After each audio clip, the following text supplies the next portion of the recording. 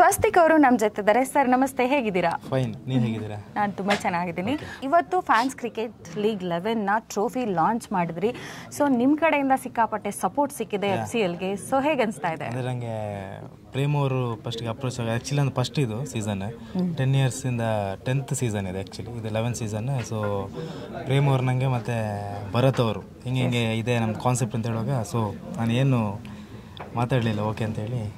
Okay, ನಿಮಗೆ cricket ಅಂದರೆ ಎಷ್ಟರ ಮಟ್ಟಿಗೆ ಇಷ್ಟ ಆಗುತ್ತೆ? ಕ್ರಿಕೆಟ್ ಅಂದರೆ ನಮ್ಮದು ಒಂಥರ ಫ್ಯಾಷನ್ ಮುಂಚೆಯಿಂದ. ನನ್ನ TPL ಟೀಮ್ ಇದೆ, KCCಯಲ್ಲಿ ಸಹ ನಾವು ಸ್ವಲ್ಪ ಸ್ಪಾನ್ಸರ್ಸ್ ಎಲ್ಲ ಮಾಡಿದ್ದೀವಿ ಈ ಸಲ.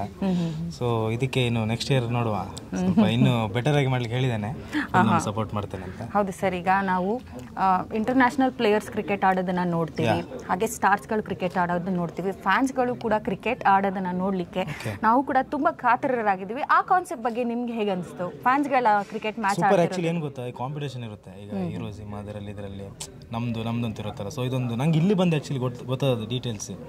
ಒಳ್ಳೆ ಇದೊಂದು ಪ್ಲಾಟ್ಫಾರ್ಮ್ ಅಂದರೆ ಯೂನಿಟ್ ಆಗಿರ್ಬೋದು ಅಂತ, ಕನ್ನಡ ಇಂಡಸ್ಟ್ರಿ ಒಂಥರ ಸೇಮ್ ಯೂನಿಟ್ ಆಗಿ ಒಗ್ಗಟ್ಟಾಗಿರ್ಬೋದು ಅಂತ.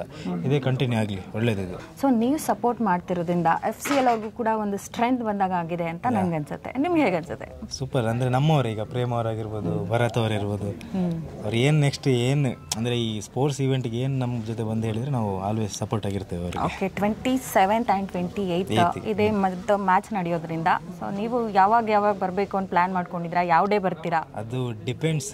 ಅಂದರೆ ಬರ್ತೇನೆ ಮಾತ್ರ, ಒನ್ ಟೈಮ್ ನಾನು ಶೋರ್ ಬರ್ತೇನೆ, ಅದೇ ಸ್ಕೆಡ್ಯೂಲ್ ನೋಡಿಕೊಂಡು ಪ್ಲಾನ್ ಮಾಡ್ತೇನೆ. ಓಕೆ, ನಿಮ್ಮ ಸಪೋರ್ಟ್ ಹೀಗೆ FCL ಮೇಲೆ ಇರಲಿ ಅಂತ ನಾವು ಕೂಡ ನಿಮಗೆ ಶುಭ ಹಾರೈಸ್ತೀವಿ.